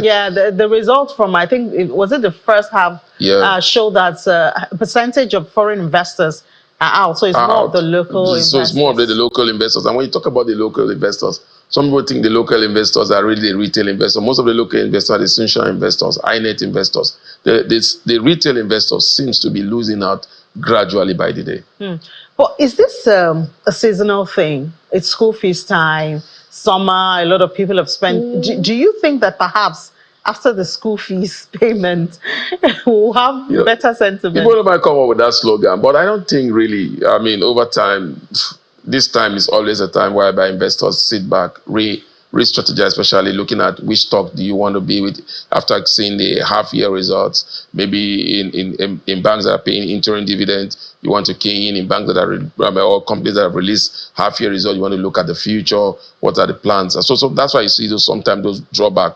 When you talk about school fees, summer, okay, for summer is the high net investors. For school fees, the retail investors. And as it stands, as we are now, I mean, a lot of retail investors are trying to exit the market, trying to, like you said, looking for what to eat. There was a data that came out from CBN over the week that said that three items seems to chalk up about 80% of wealth in Nigeria. They talked about education, they talked about food, and they also talked about transportation. So nobody's talking about investors. And when you look investment, and when you look at that, it's mostly tied to the retail investors. So help us to understand now, before President Bola Tinubu was declared winner of the election, the market was very friendly with all front runners. Yeah. So we saw a surge, especially at the stock exchange, when President Bola Tinubu got into office. I mean, I think last year we were one of the best.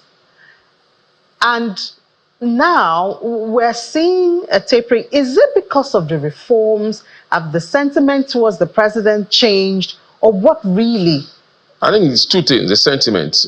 Everybody believed that he was coming on with the magic words to turn around the economy. His antecedent as being governor, a capitalist to the core. So people expected his policies that would come in, would drive the market. And people, when he came up with that policy, that would that call it famous or infamous statement? Subsidy is gone.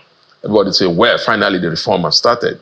Then along the line, people begin to see that, oh, look, there seems to be a drawback. Policy somersault here and there. Today is this, tomorrow is this, especially from the monetary side. CBN is giving cash to Bureau de Change today. Tomorrow is no more selling cash. Tomorrow is, there was so much policy somersault. So a lot of investors began to say, look, they seems not have gotten their act together. So that was one. Then in terms of sentiment towards him, people feel that his policy does not have a human face, especially they are not looking at the bottom end.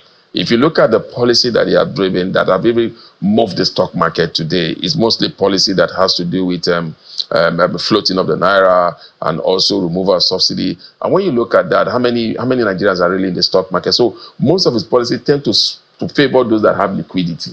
Those people that already have liquidity. Doesn't seem to favor new entrants into the market. So what you're seeing, you're not seeing new entrants. So a lot, that's why you seem to be slowed down, especially with the recent pronouncement that, oh, coming from NNPC, we've been paying subsidy over somewhere, and people is like, oh, we thought subsidy is gone. So those policy somersault that you see either from the monetary side or from the physical side, it's not doing the market any good. Yeah, but the administration also has some things to boast about. For instance, the convergence of in the FX market between the parallel and the official market. We've seen that space reduce. We've seen inflation taper one way or the other. One way or the other, taper. That might be counted. I mean, that might be counted as some of the benefits of the reform. When people say that, sometimes I say, okay, fantastic, you've done that, but what is the impact? You came in, exchange was 760. You tried you moved the rate. At a point, it was 960. It's the first time we've seen that the official market was trying to catch up with the parallel market. Normally, it's the parallel market trying to come back to the official market. They moved it to 1,400 at that time from 960. And you saw the crisis that got it to 1,900. They intervened again. We saw it came down to 1,300. People say, wow, we are going to get hit 1,000. And we saw them slow down again, and now we are hovering between 1,600. And they came back again. Oh, Bureau de Change, we give you money now. We saw it nice coming down to 1,580. So it's neither here nor there. When you look at some of these policy, whether has it really impacted? Fine, yes. In some of these things, they're trying to converse, but again, your conversion, what is it doing to the larger economy? Inflation definitely, they know, I keep saying it, the key to Nigerian inflation approach is stabilize the exchange rate. If you stabilize the exchange rate, it's like you are using one stone to kill two birds. Stabilize the exchange rate. Cost of food will come down. Cost of commodity will come down because our economy depends so much on importation. And when you have tariff today at 1.6, tomorrow at 1.7, it doesn't really help even the businesses. So stabilize the exchange rate. You see, inflation will come down. Nigerian inflation is not driven by so much liquidity in the system. In short, when you remove liquidity in the system, you are killing one of the most vibrant sectors in the Nigerian economy, which is the informal sector. So what you need to do is stabilize the exchange rate. Then you see price will moderate, and then demand and supply will come into play. So all this game of remove liquidity, hike the rate, is killing those informal sectors. So for me, the two policies are good. When you talk about reduction in inflation, now with the recent increment in fuel price, are we going to see those reduction that we're all planning to see? Is CBN going to meet the Monetary Policy Committee? Are they going to cut rates that we expect? I hope it's being dashed with current events. But we're counting down to U.S. rate cuts, so perhaps that will pave the way. U.S. rate cut will definitely not be to our advantage because, again, with a U.S. rate cut, the foreign direct investors that you normally want to come to Nigeria would definitely not want to come because that means their investment in their own place will be very stable. They'll make better returns. Inflation is already coming down, so it's not going to be to our advantage when you have that rate cut. But it will be to our advantage in debt servicing. Well, when you talk about debt servicing, fantastic. But again, those are debt services. We are still battling how much debt are we owing, how much are we really paying, are we still borrowing, are we not still borrowing? So that's the major challenge. Nigerian problem as it stands now is for this administration to do just two things. One, try to see how you can fight inflation by going to the core, what is really the core issue of inflation. I guess that'll be the fiscal authority. There's a fiscal authority because it's a situation whereby you're talking about, okay, give an example of Dangote refinery. You're saying Dangote refinery can actually have a fixed rate in terms of exchange rate. Then you are saying you fix it, you're paying Naira. Then you say people that are bringing goods that are going to be consumed by 80% of Nigeria, you say willing buyer, willing sellers. You said, okay, you'll be a reduction in terms of food importation tariff 2 months after. They're still waiting for a memo from the Ministry of Finance to say which item and which item. This was a statement that was made over 2 months ago. These are part of what investors are looking at. You make a statement, then you come to the bottleneck, you come to the implementation. You are looking from a memo from Mr. President. You are from Mr. President, the Ministry of Finance is looking towards the presidency to give them wage goods. And so it's chaotic. So when we make a statement and you say, this is what you have to do, immediately you are now going in there and doing that. Then you would have seen now 2 months after. So by the time you say, okay, it's time for us to implement that, you will not see the effect because by now we're supposed to begin to see the effect because the effect is not going to come up immediately you remove that tariff. It's going to take a while because a lot of people have imported goods at the former previous tariff. So you are supposed to see a slowdown, but by now we're supposed to say, okay, finally we're beginning to see the impact now. 2 months, no action. Then you do the action maybe later on this month. You have 2 months to get it stabilized. 2 months after, you say 6 months is over. So we are back to where we are. So is this what we call the policy inconsistency? It's policy inconsistency. Then it has to do with the bureaucracy. We have too much bureaucracy. Remember, there's a presidential advisory committee that was supposed to be here for 6 months, giving the president gave them 6 months to turn around the economy. That committee, we are still there waiting for them to turn around the economy. They also have the economic recovery team that Mr. President has. So there's a lot of committees. We have a bigger one where you have the big names, the Dangote. That's the economic, yes. He gave them, he said in 6 months' time. And Dangote came up, said it's not rocket science. And remember, I mainly said that's not rocket science. That was the first time the CBN agreed to give FX to bureau de change. And we saw that movement to about 1,300. After that, the CBN came and said, look, we are going to revoke some licenses. Well, so it's chaotic. It seems to say this thing and it seems to be working. Then you go back and then when the heat is on again, you come in to try to intervene. Now we see it got to 1,600 people saying, oh, we might get to that 2,000. The CBN come, okay, bureau de change, come, we'll give you $20,000. Those are not. So what do you think would be a more sustainable way to handle the issue of especially our FX? I think the CBN, you see, when you use administrative method in trying to take a problem, there's a limit to what an administrative methods will go. You revoke license, those are administrative methods. You look at people that are doing infringement, those are administrative methods. What you need to do is the demand side, the demand and the supply side. How much of it can you make? Now, I would have been very excited. The Dangote refinery is here. It's going to bring down 40% of our FS if the data is right. But unfortunately, we are still talking about lifting or not lifting. So it's a big, big challenge. So what do we need to stabilize it? We need to attract more inflow. We'll do the 500 million bond for that. We call it indigenous bond. That is fantastic. But 500 million added to our reserve is just like a drop of water in an ocean. So what product are they coming for? To attract Nigeria in the diaspora, to bring in the FX. Those are the people that are ready to come in, and the foreign direct investors, foreign potential investors are not going to be here for a long. Our president just came back from China. A lot of MOUs were signed. Look, let's not go into MOUs.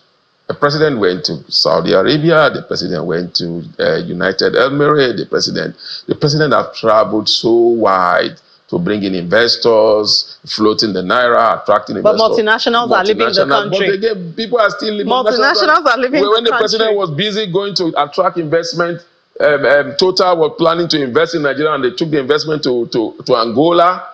I mean, so there's a lot of things that happen. Then the Minister for State for Petroleum said that there's going to be about, I think at that time I was saying about $12 billion that's coming in from investment after we lost the so-called Total Energy deal to Angola. Up to this moment, no. So what we see is, it seems to be that there is always politicking in Nigerian economy.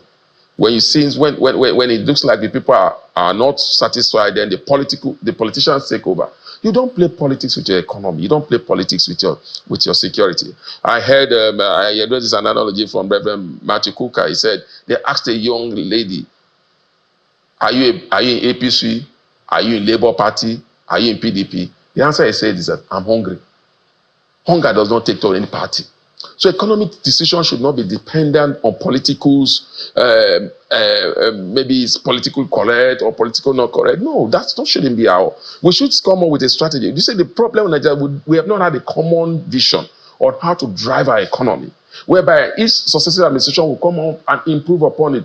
We always have a fire brigade. That's why we're so confident that President Tinubu with statistics then is going to come up with a policy that will drive it. But I think they were so much in a haste to come up with some policy without putting the foundation. And I said it way, it's not bad. You can build your castle on the air, and it seems like you want to, then you can start putting up the foundation. We have built so much castle on the air now.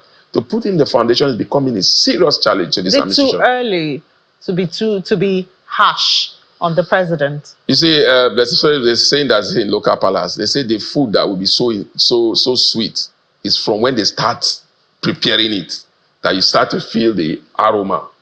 So as it stands now, from the food where we are seeing, it's not looking so good. Especially, the policies are fantastic policies, but there seems to be a lack of synergy, then a lack of thought through process. So when the storm comes, because you didn't thought through it, you panic. That's the problem. There seems to be panic. Once a policy is in there and it looks like it's going to drive the currency to a particular, they panic. That means it's not a clear cut. Let me give you an instance. I've said it before now. Whether you remove, you float the naira, that was not why the naira exchange rate was going down. Why the naira was going down was in the area of demand. It was in the area of liquidity. So whether you float the naira, and you float the naira, you don't attract liquidity, the naira will continue to go down, because that's the root problem of the challenge. So the problem we have is that we don't seem to address the foundational problem of our issue. We try to see how can we go it, and we're so much fire brigade approach. We are not, and then the stakeholders are not carried along. The stakeholders are not carried along, like in the financial sector.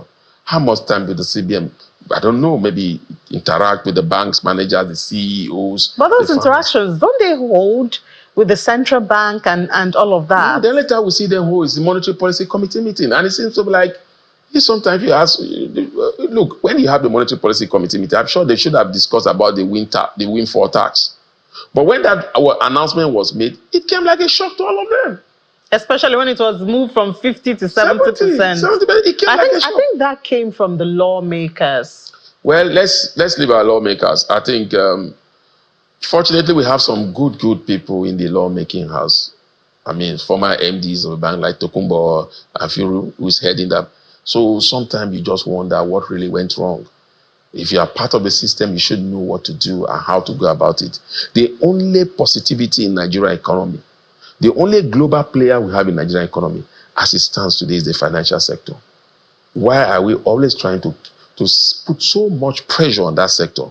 Like if that sector is the one eating up Nigeria. That for me is a challenge. When the CBN came in, the current management of CBN came in, they came in like with a big stick that, oh, now we are here to deal with these banks. You banks, you have been doing infringement. Oh, no, that's not it. You need to call them. You need to look at them. You need to say, how can we work together? Especially when you were dealing with a very, very serious issue like FX. And you and I know that some of these banks have load of FX offshore. Why is it so difficult for us to liberalize that FX market, whereby the banks also could be a big player? Why is it so difficult? It's just the same thing that is happening. Why is it so difficult for us to liberalize the petroleum? Why is it so difficult for us to tell NNPC, come to the market, become a private company, let's run you like we run LNG? Why?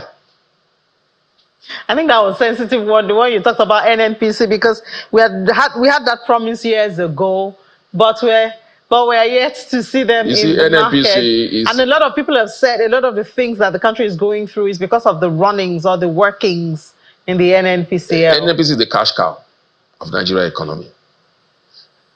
As an investor, having seen those results from NNPC, will I be ready to invest in NNPC as I stand now? Definitely no. There's no corporate governance. There's no accountability. So you need to bring, today you made 3.something trillion. Next day you are telling us that you might even go, you are broke. It could be difficult for you to, so you can't join it together. Now the only way you can, look at LNG. I keep saying that was not initiated by the military, by civilian. It was initiated by the military regime of President Ibrahim Babangida. Till today, that remains the most successful oil industry, because what do the government is out of it? What do? You just pay them dividends. So we should begin to think of NNPC is our cash cow. Fantastic. Why is Saudi Arabia Aramco doing very well? We need to study. We need to bring corporate governance, and that will be helpful. All right. Thank you so much, Mr. Mukhtar Mohammed, for your time. NNPC have received a lot of knocks, especially now when Dangote Petrol is waiting to be uploaded. I think our eyes are there, but thank you so much for your time and sharing your views with us this morning. My pleasure always to be with you. All right, now for our DSTV viewers, we have to head to Edo State now. We know we're counting down to the election in that state. So there's an Edo Peace and Security Summit holding at Benin City right there. And for our DSTV viewers, you'll be going that way. But for the other platforms, let's now head back to the Sunrise Daily Studio.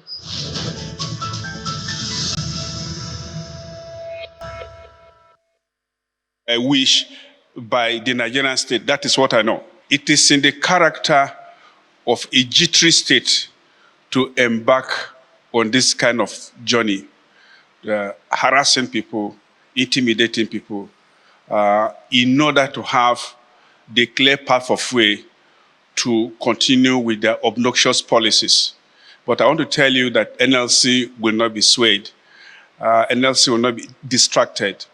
But more importantly, the Nigerian spirit that is inherent in all of us, we Nigerians. We Nigerians are not going to be broken. So welcome back. I guess it meant the Nigerian spirit inherent in labor. Yes, indeed. We've got Elder Linus Ukamba, who is a former member of the Industrial Arbitration Panel. He joins us virtually this morning to just give his perspective on the arrest and release of the president of the Nigeria Labour Congress. Good morning.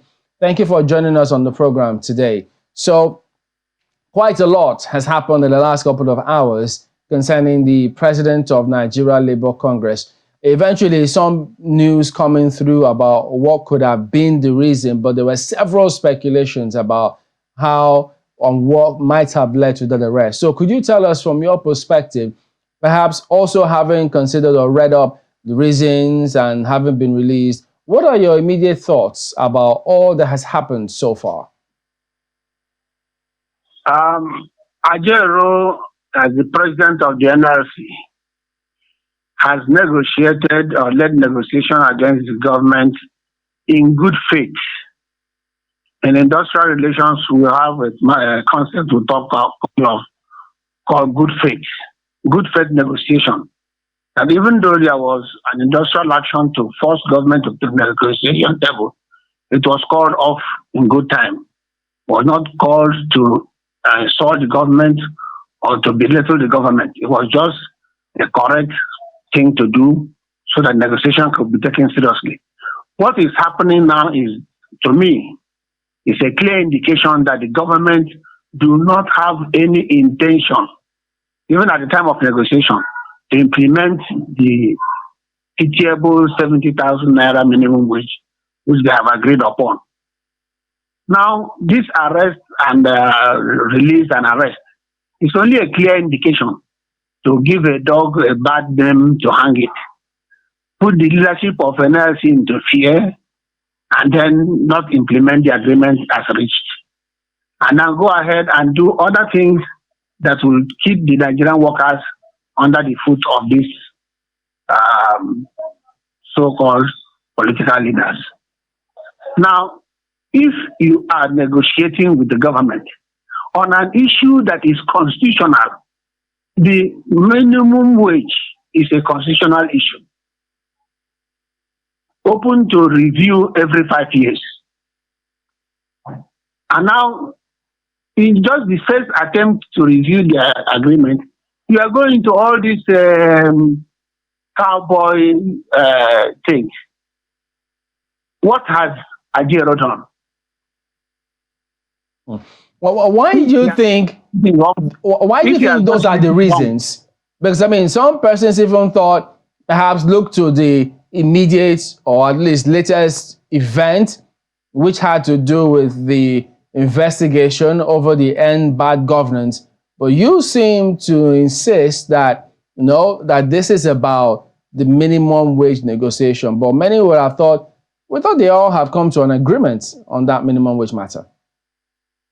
An agreement has been reached, has not been implemented.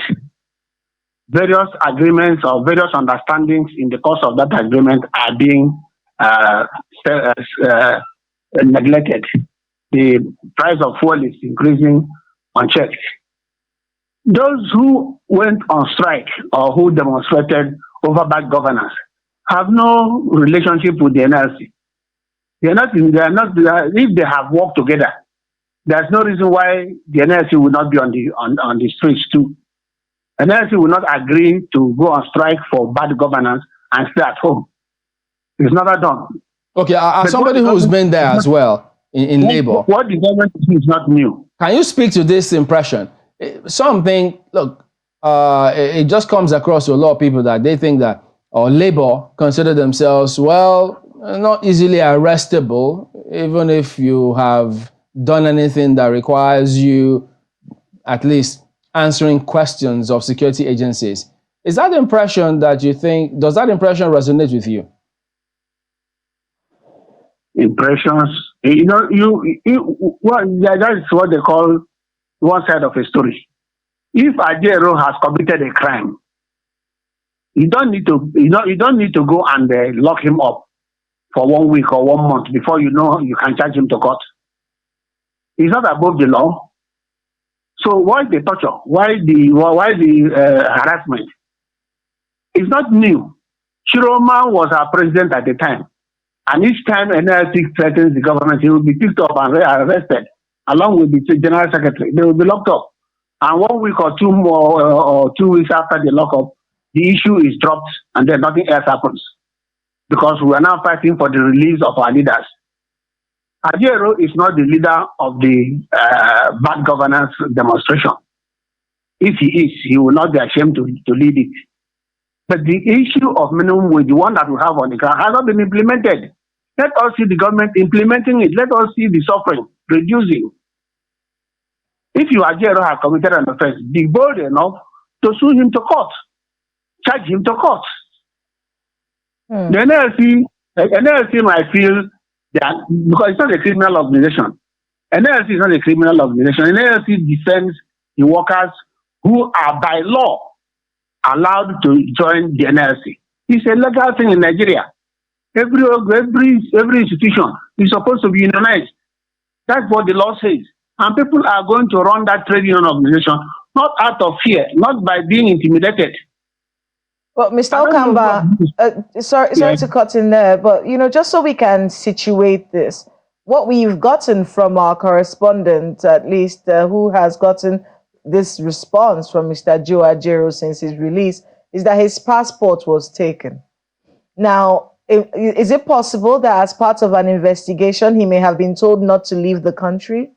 And then, hearing that he was leaving, they went and picked him up at the airport. There's an ongoing investigation.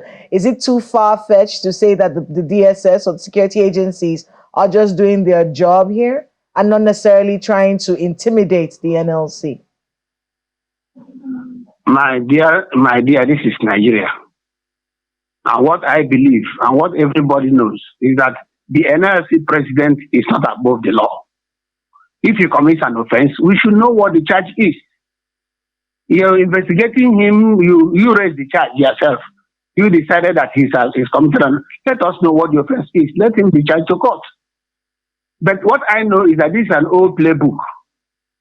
The NLC is now being put under threat, under fear, so that this small window of hope that opening for the working people is squished. He has not done it. If he has done anything wrong, let us know about it. You cannot be doing investigation that is mysterious, threatening people, taking over their passports. You don't take people's passport away without an order of the court. To take a citizen's passport from him, the matter must be in the court, and it is going to be an order of a judge to say you surrender your passport to the register of the court. It's not something that DSS does on their own. It's not something that police does on their own.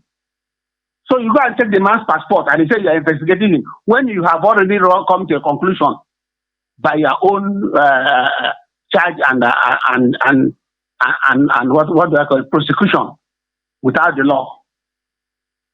The passport belongs to him as a citizen of Nigeria. It's his own personal property.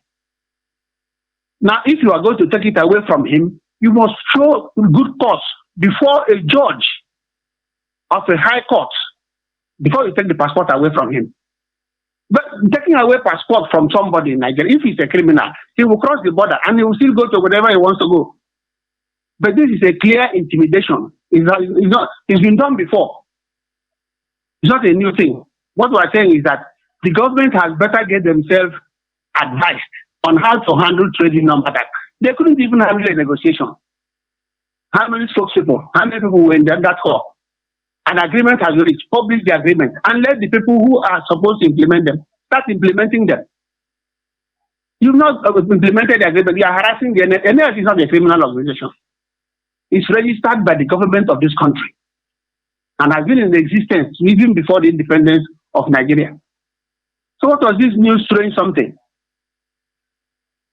People are it's a very precarious situation in the sense that a lot of the things, Mr. Akamba, there's a lot of things that we need to hear.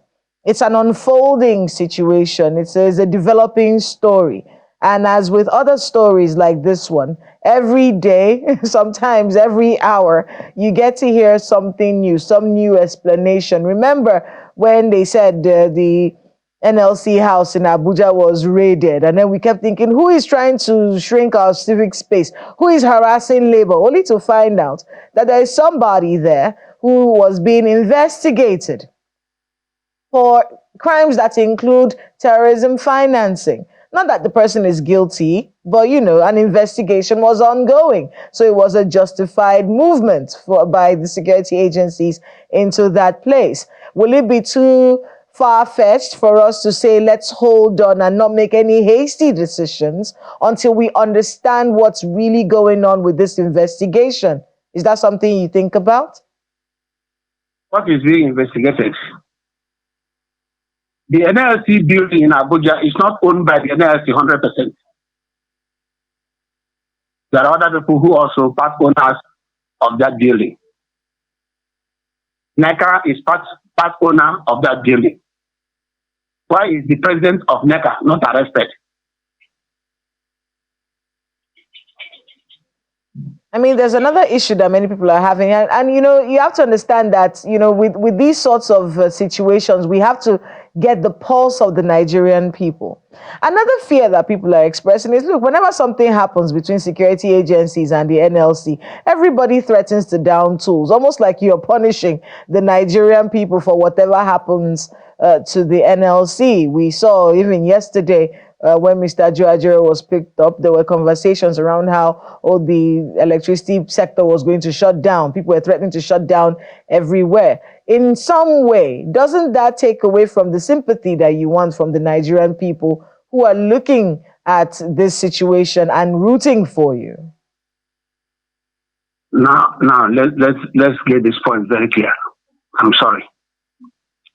The government is a government of law. If a man has committed an offense, suspected to have committed an offense, he can be invited to the police. He can make a statement. But you don't start cutting off his freedom or denying him his freedom of movement without cause. Now, if people said, if they do that, we go on strike, that is just the reaction. Anybody will react to the type of approach the government is doing. If government feels that Ajero has committed any offense, how long is it going to take them to find out what they are going to do? You don't start first by positioning him in the public eye as a criminal. You take away his passport, you arrest and detain him, and no charges is placed, and say you are investigating. How long is it going to take? If you have reason to believe he has committed an offense, you bring the charge to the court. Just bring him before a magistrate. You bring him before a judge. And if the judge curtails on his right, everybody will see it. But what is this blatant midnight raid and that kind of thing? It doesn't impress anybody. It's not a government of truth. It's not a government by the rule of law. And every citizen in this country is supposed to feel safe enough for him to move up and down. If anybody is elected a president under the constitution of NLC, the constitution is approved by the Ministry of Labor, Office of the Registrar of Trade Union. It's not an illegal organization. Where is the arbitration panel when you need them then? You deal with them with all due respect. He's a representative of all the Nigerian workers. You cannot harm him. All right, comrade, we need to thank you, Mr. Linus Ukamba, former member, Industrial Arbitration Panel, also Labour as well as you have it. Thank you very much indeed for your time this morning.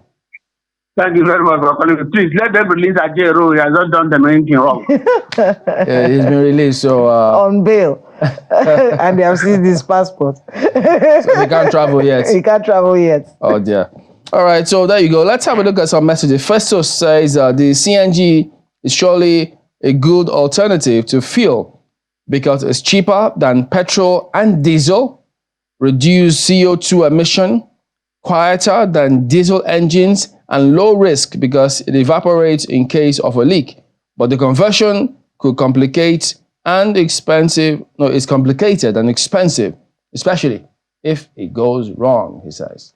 It's a lot of money. Yeah, Frederick says, good morning. Your guest on the CNG is sounding overconfident. When a village in China had by 2019 converted all transport buses in her locality to CNG, we are in 2024 clapping for a technology that has since moved on. The same thing we're doing with mechanized farming. We shouldn't farm well, I get his point, though. This is old technology for many parts of the world, but it's when you wake up that you say good morning. This is other people have woken up before you, but when you wake up is when you say good morning. So we've woken up. Now let's take it one step at a time. But really, a lot of these issues need to be sorted out, because it does seem like a very laudable initiative and one that could save money, which I love, saving money. But let's do it right and let it not fall by the wayside as we've seen. Spend it. You have the money. Spend it. No. Save it. Save it. Don't spend it. I mean, if they're going to get this done, let's do it right. And let's see whether our country gets better. That's something we would want. All right. There you go. That wraps it up this morning on the show. Thank you all for your messages. We'll see you again next time. I'm Chamberlain Usol. Goodbye. Have a nice day ahead. I'm Kayla Magwa. And I'm Ayo Makine. Have a productive day.